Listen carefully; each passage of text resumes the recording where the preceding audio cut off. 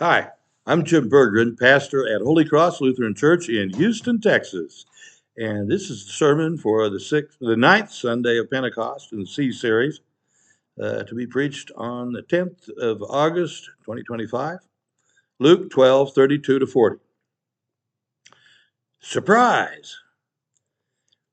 Is your heart's most valuable treasure an active adventure life with God and His creation? Are you able to be surprised? I hope so. Do you try for such control over your life that you eliminate surprise? I hope not. How much unexpected stuff are you ready to tackle in any given day? How much room do you leave open for possible surprises in a week's budget of time? Quite a bit, I hope. Those who fear surprises miss out on some of the loveliest, most serendipitous blessings in life. They change you. They put a smile in your future. And is it possible to schedule time for the specific purpose of receiving surprises? Well, of course it is. Prayer time is surprise time, if you listen. Bible reading time is surprise time if you ask the Holy Spirit to guide your meditation into the lives and the times of all the people, of all times, who struggle with God. Every time I open that beautiful library of God and humanity, our scriptures, something new leaps off the page and forces me to rethink, to change my mind, to reevaluate, to come to conclusions that I hadn't previously entertained and don't always like because they challenge my precious notions about how things should be.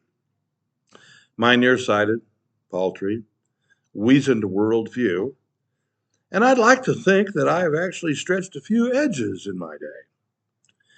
The essence of surprise is that you expected something else. Maybe something easier or more adorable, more affordable. A temporary treasure, easy to be managed, but easily lost. A false sense of stability. What's in your wallet? Helen Keller said life is either a daring adventure or nothing. That, she said, after reflecting on her struggle with the indomitable will of her only connection to the real world, her teacher, Annie Sullivan. Certainty is not the treasure we're seeking in the life of the Spirit. Actually, certainty can be the foundation of spiritual paralysis. Treasuring stability might just lead us away from the life of the Spirit. And yet, we often feel like something is wrong when we experience circumstantial uncertainty. Life throws curved balls. Like, Jesus, where were you when we needed that stability and that safety? Well, he says, I was trying to take a nap on my pillow, and you experienced sailors just sailed this rickety old vessel into a big storm. Way to go, disciples. Circumstances change. There's another name for that: adventure. What's in your wallet's treasure? A heart full of stored up stability or a heart full of amazing adventure? You don't want your guardian angels to be bored and drowsy and yawning. What if they fall asleep when you really need them? You want to give them plenty of exercise in the world of circumstantial uncertainty. You, like your angels, want to be alert for the next adventure at the unexpected hour. Didn't go your way? Good. It never hurts to learn another way. I found out there's a lot of great ways, a lot of great reasons for why people do things differently. Maybe some of their reasons might make life better. It's good biblical hygiene to be alert for surprises because they're gifts that one might otherwise automatically reject and push away. We're strong enough. We can handle them. They won't kill us. You start dying when you have nothing to live for. No more surprises. You don't start living until you find something worth dying for. In 1955, the great theologian Emil Brunner gave the annual Earl Lectures at the Pacific School of Religion. He shocked and surprised everyone by saying he would not object to giving a Doctor of Theology degree honorarily, posthumously, to Adolf Hitler. What? Because, I quote, he said he has done more than anyone else to awaken Europe to the consciousness of its Christian heritage by creating a world without Christianity. He further warned, quote, let me take this opportunity to say to the American people that if we, and if you, continue on the road of secularism, as we have during the last 50 years, we will surely end with totalitarianism. This is proved by history, unquote. He further spoke of the error of secularism and atheism in assuming that moral progress in civilization resulted because of something inherent in human nature. Day by day, in every way, I'm getting better and better. Not realizing this progress is due to the foundational beliefs of the Judeo-Christian religion. You can open George Orwell's 1984 to any page and discover an exact description of a common daily occurrence or situation somewhere in today's world, often close to home. You can open the Bible to any page and see the grace and redemption of the whole creation through Christ. Be alert. Open them both. Read them together for a real mind-blowing experience. So Jesus tells another great parable. It's based on the spurious religious idea that by any reasonable standards, God should be predictable and proper and prompt and polite. Jesus describes a master, El Jefe, God himself, off to a wedding banquet. Nobody travels at night, but we know the boss. He's not scared of anything and he loves weddings. They're the best parties in the kingdom. He will enjoy the wine and lose track of time.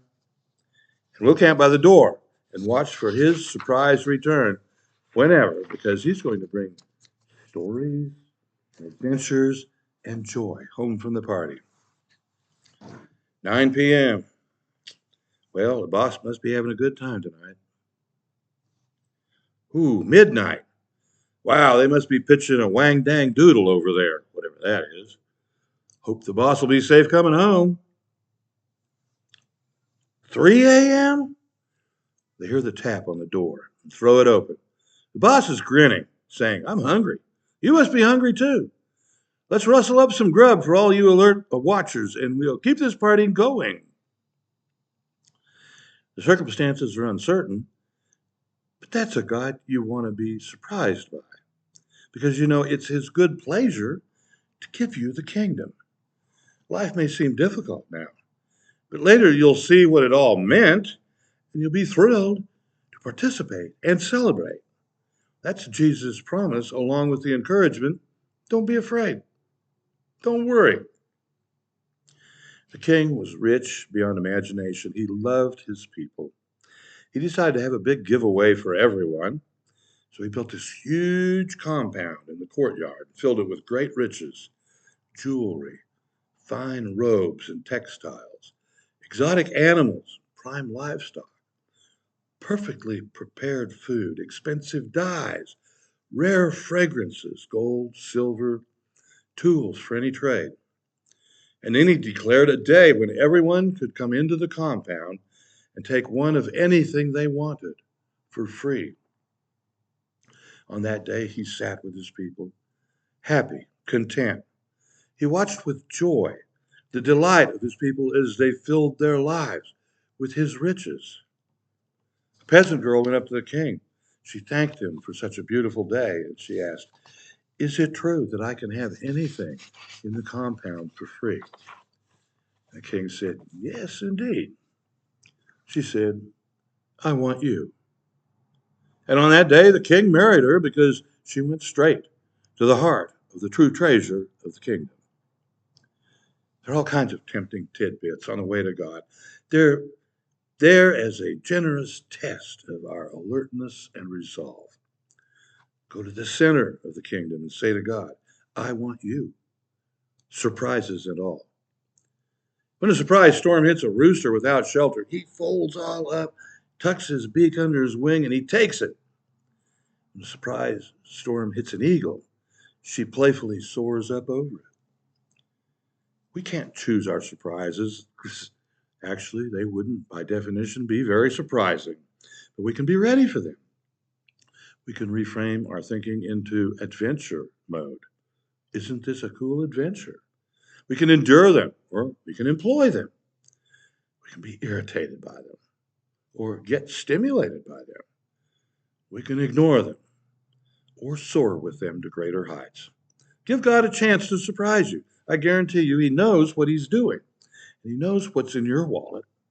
The good news is, if you are ready, the Master will be our servant and bring us great surprises one after the other.